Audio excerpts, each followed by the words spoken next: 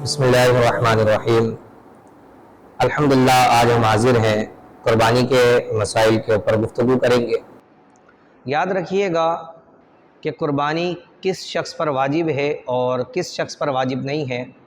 इसके लिए शर्त है कि अय्यामुन नहर में जिस बंदे पर कुर्बानी वाजिब हो वो साहिबे निसाब होना उसके लिए शर्त है, और इसका निसाब हाजत असलिया से ज़ायद होना है। अगर किसी शख्स के पास हाजत असलिया से ज़्यादा माल मौजूद है और वो निसाब को पहुंचता है, यानी कि 7.5 तोला सोना या 52 तोला चांदी के बराबर उसके पास रकम बनती है, तो उस शख्स पर कुर्बानी वाजिब होगी। अब इसको इस तरीके से आप अंदाज़ा कर सकते हैं कि मैं साहिब निसाब हूँ या नहीं, कि हाजत असलिया के अलावा अगर आपके पास सामान मौजूद है, उस तमाम सामान की रकम आप जमा करें और जमा करने के बाद देखें कि 52 तोला चांदी के बराबर अगर इसकी रकम बनती है तो फिर आप साहिब निसाब होंगे और आप पर कुर्बानी वाजिब हो जाएगी। हाजत असलिया यानी कि पहनने के लिए कपड़े, रहने के लिए मकान, गाड़ी, मोबाइल, घर, एसी, टीवी, फ्रिज, ये तमाम चीज़ें जो हैं हाजत असलिया में आती हैं। लेकिन अगर किसी शख्स के पास 5 कमरों का मकान है, 3 कमरे या 2 कमरे इस्तेमाल में नहीं आते, पूरा साल ऐसे ही रहते हैं, तो इन 2 कमरों की रकम शुमार की जाएगी निसाब के अंदर। इसी तरह 2 फ़ोन हैं या 2 टीवी हैं, एक इस्तेमाल में आता है, एक टीवी इस्तेमाल में नहीं आता, तो जो टीवी इस्तेमाल में नहीं आता उसको भी हाजत असलिया से गैर माना जाएगा और उसकी रकम को निसाब में शामिल किया जाएगा।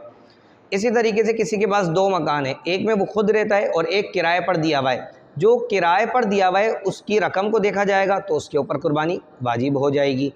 अगर किसी के पास प्लाट है तो प्लाट की कीमत को भी इसमें शुमार किया जाएगा। तो ये तमाम चीज़ों को जब हम देखेंगे, जमा करेंगे, और किताबें हैं जो नावल, डाइजेस्ट वगैरह होती हैं, इसकी कीमतों को भी जमा किया जाएगा। फिर उसके बाद देखा जाए कि 52 तोला चांदी के बराबर अगर रकम बनती है तो उस शख्स पर कुर्बानी वाजिब होगी। कुर्बानी के लिए शर्त है कि ऊँट की उम्र कम से कम 5 साल हो, गाय भैंस की उम्र 2 साल होना और बकरी और दुम्बे वगैरह की उम्र 1 साल की होना शर्त है।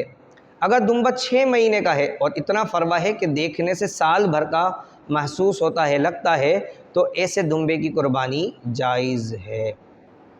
अब इन जानवरों के अंदर देखा जाएगा कि कुछ ऐसे ऐब पाए जाते हैं जिसकी वजह से कुर्बानी नाजायज़ हो जाती है, और बाज़ ऐब की वजह से कुर्बानी मकरूह हो जाती है। अगर ऐब बहुत ज़्यादा है तो जिसकी वजह से कुर्बानी नाजायज़ हो जाएगी। मिसाल के तौर पर अगर किसी जानवर के दांत टूट चुके हैं और इतने ज़्यादा टूट गए कि वो चारा नहीं खा सकता, तो ऐसे जानवर की कुर्बानी नाजायज़ है।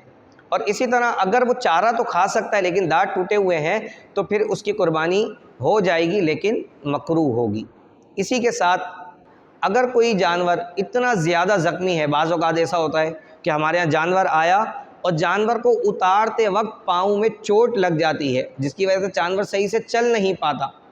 अगर चोट इस कदर ज़्यादा लग गई कि कुर्बानी का जानवर चलकर कुर्बानी गाह पर नहीं पहुंच सकता, यानी कि जहां उसको हमने ज़बह करना है, जहां हमने बांधना है, उस जगह तक चलकर नहीं आ सकता, तो ऐसे जानवर की कुर्बानी नाजायज़ होगी। अगर मामूली सी चोट है, लंगड़ापन है, अटक के थोड़ा लंगड़ा कर चल रहा है, और ऐसी चोट है कि थोड़ी बहुत लगी है, पाँव उसका सही है, थोड़ा ज़ख़म आ गया, तो इस सूरत में कुर्बानी जायज़ होगी। अगर कोई जानवर अंधा है या एक आँख से काड़ा है और एक आँख सही है, तो ऐसे जानवर की कुर्बानी नाजायज़ है, ऐसे कुर्बानी जायज़ नहीं होगी। इसी तरह वो जानवर जिसके अंदर बकरी, अगर इसका एक थन खुश्क हो गया या दोनों खुश्क हो गए तो कुर्बानी नाजायज़ होगी। हाँ, भैंस, गाय के अंदर अगर एक थन खुश्क हुआ और 3 सलामत हैं तो कुर्बानी जायज़ होगी लेकिन मकरूह होगी। 2 खुश्क हो गए और 2 सालिम हैं तो इस सूरत में कुर्बानी नाजायज़ होगी। अगर जानवर इस कदर माजूर हो चुका है कि उससे चला नहीं जा सकता, अगर उसको चारा दिखाया जाए, आंखें इस कदर कमज़ोर हैं कि वो चारे को देखकर चारे की तरफ भी नहीं जा सकता, तो ऐसे जानवर की कुर्बानी भी नाजायज़ है। کم سے کم ایسا جانور ہو کہ جو چل پھر سکتا ہو، کھا سکتا ہو، دیکھ سکتا ہو۔ ہاں اگر کوئی جانور گونگا ہے، بولتا نہیں ہے، بول نہیں سکتا، تو گونگے جانور کی قربانی جائز ہے، صحیح سالم ہو جائے گی۔ کہ اگر قربانی کا جانور چوری ہو جائے، بھاگ جائے، تو اس کا کیا حکم ہوگا؟ اس حوالے سے سماعت کر لیجئے، اگر کوئی شخص غنی تھا، یعنی کہ اس پہ قربانی واجب تھی، اور وہ جانور لے کر آیا خرید کر قربانی کی نیت سے، چوری ہو گیا، مر گیا، کھو گیا، بھاگ گیا، تو غنی پر واجب ہے کہ وہ دوسرا جانور لے کر آئے اور اس کی قربانی کرے۔ لیکن کوئی شخص فقیر تھا، یعنی کہ اس کے اوپر قربانی واجب تو نہیں تھی، لیکن وہ جا کر قربانی کا جانور خرید کر لے آیا، اور آنے کے بعد وہ جانور مر گیا، چوری ہو گیا، کھو گیا، تو اس صورت میں اس پر دوسرا جانور خریدنا لازم نہیں ہے۔ ہاں اگر کوئی وہ جانور اتنا زخمی ہو گیا کہ اس کی ایک ٹانگ ٹوٹ گئی، سینگ ٹوٹ گئی، تو اس فقیر کے لیے یہ حکم ہے کہ وہ اسی جانور کی قربانی کر لے، اس کی قربانی ہو جائے گی۔ لیکن غنی کے لیے شرط ہے کہ وہ دوسرا جانور لے کر آئے۔ اچھا، غنی کا جانور بھاگ گیا تھا یا چوری ہو گیا تھا، اور وہ دوسرا جانور لے آیا، لیکن پھر پہلے والا جانور بھی مل گیا، تو اب اس کو اختیار ہے، چاہے تو ایک جانور واپس کر دے اور چاہے تو دونوں جانوروں کی قربانی کر لے، یہ اس کی طرف سے افضل ہوگا۔ تو بعض لوگ رات میں یا دن میں قربانی کرتے ہیں، تو اس کا وقت جو ہے وہ ایک مقرر ہے، وہ سماعت فرما لیجئے کہ کس وقت سے لے کے کس وقت تک ہم قربانی کریں گے تو ہماری قربانی جائز ہوگی۔ اس حوالے سے یہ یاد رکھیے گا کہ 10 ذو الحجہ کی صبح صادق سے لے کے 12 کی غروب آفتاب تک، یعنی کہ 10، 11، 12، یہ 3 دن، ان 3 دن میں صبح صادق سے لے کے غروب آفتاب تک جس وقت بھی قربانی کرے گا قربانی درست ہوگی۔ اگر رات میں قربانی کری تو قربانی ہو جائے گی، لیکن اندھیرے میں رات میں قربانی کرنا مکروہ ہے۔ ایک بھائی نے سوال کیا کہ اگر قربانی کی دعا نہیں پڑھی گئی تو کیا ہماری قربانی نہیں ہوگی؟ اس حوالے سے سماعت کر لیجئے کہ جب جانور کو ذبح کیا جانے لگے تو سب سے پہلے تو گرانے کی احتیاط ہونی چاہیے کہ جانور کو گرانا کس طریقے سے ہے۔ جانور کو اس طریقے سے گرایا جائے کہ جب اس کو گرائیں تو اس کا رخ جو ہے وہ قبلے کی طرف ہونا چاہیے۔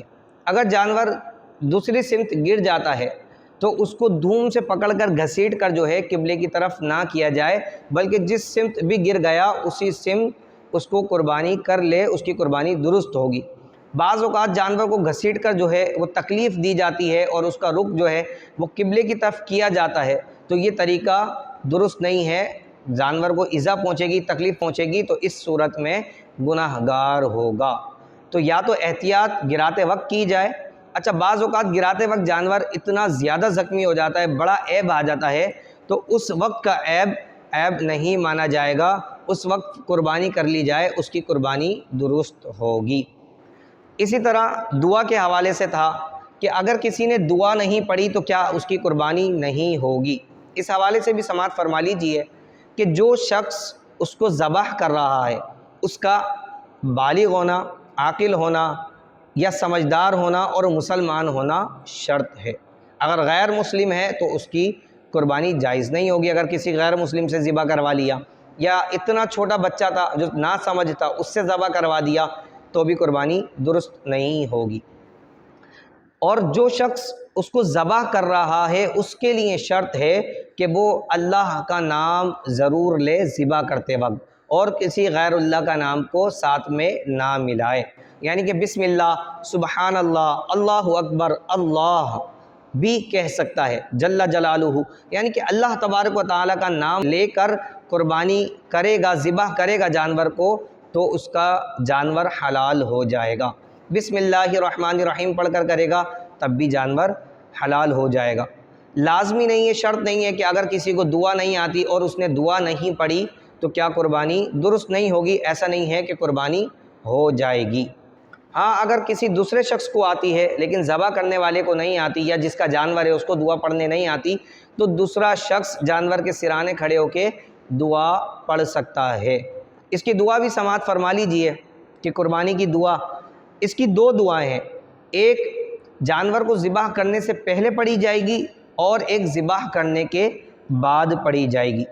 جو ذبح کرنے سے پہلے پڑھی جائے گی وہ یہ دعا ہے، انی وجہت وجہی للذی فطر السماوات والارض حنیفا وانا من المشرکین ان الصلاۃ ونسکی ومحیائی ومماتی للہ رب العالمین لا شریک لہ وبذالک امرت وانا من المسلمین اللہم لک ومنک بسم اللہ اللہ اکبر۔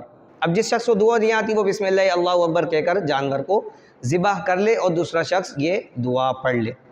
دوسرا، جیسے جب جانور کو ذبح کر لیا جائے تو اس کے بعد وہ دعا پڑھی جائے گی جس میں شریکوں کا نام لیا جائے گا، یعنی کہ اگر گائیں تھی 7 افراد کی طرف سے تھی، اب وہ دعا کے ساتھ ان 7 افراد کا نام لیا جائے گا۔ ذبح ہونے کے بعد دعا پڑھے گا بندہ، اللہم تقبل منی کما تقبلت من خلیلک ابراہیم علیہ السلام وحبیبک محمد صلی اللہ تعالی علیہ وسلم۔ پھر اس کے بعد من فلاں یعنی کہ زید کی طرف سے، بکر کی طرف سے، پھر عمر کی طرف سے، عمر کی طرف سے، عائشہ کی طرف سے، جس کے اس میں بھی نام شامل ہوں گے ان 7 کے افراد کے نام لے لے۔ اگر ایک کی طرف سے ہے پوری گائیں تو ایک کا نام لے لے، 2 کی طرف سے 2 کے نام لے لے، یہاں تک کہ زیادہ سے زیادہ 7 افراد کے نام اونٹ اور گائے پر شمار کیے جا سکتے ہیں، اور اگر بکرا دمبا ہے تو صرف اور صرف ایک فرد کے نام کی طرف سے ذبح کیا جائے گا۔ اگر پورے گھر کی طرف سے کر دی اور افراد 7 سے زیادہ ہیں تو پھر قربانی کسی کی طرف سے بھی نہیں ہوگی۔ اچھا، حصے کے جانور میں یہ نیت ہونا ضروری ہے 7 کے افراد کی۔ اگر 7 افراد ہیں، حصے کا جانور ہے 7، تو اس کے 7 افراد کی یہ نیت ہونا ضروری ہے کہ ہم اللہ کی رضا کے لیے قربانی کر رہے ہیں، قربانی کے لیے ہم نے حصہ ڈالا ہے۔ اگر ان میں سے کسی ایک شخص کی بھی نیت یہ ہوئی کہ یہ قربانی کے لیے نہیں، میں نے صرف گوشت کے لیے ڈالا ہے کہ یار گوشت آ جائے گا، چلو گوشت کے لیے میں ایک حصہ ڈال دیتا ہوں، قربانی تو میں ویسے کر رہا ہوں، ایک حصے کے لیے کہیں اور ڈال دیتے ہیں لوگ۔ بعض اوقات ایسا ہوتا ہے کہ گھر میں بکرا کاٹا اور گوشت کے لیے جو ہے وہ مدرسے میں یا کہیں گائے میں حصہ ملا لیتے ہیں، تو اگر صرف گوشت کی نیت سے اگر کسی نے حصہ ملایا تو 7 کی قربانی ضائع ہو جائے گی، کسی ایک کی طرف سے بھی قربانی جائز نہیں ہوگی۔ تو اس کے لیے شرط ہے کہ جتنے بھی لوگ گائے یا اونٹ میں حصہ ملائیں تو ان سب کی قربانی کی نیت ہونا شرط ہے۔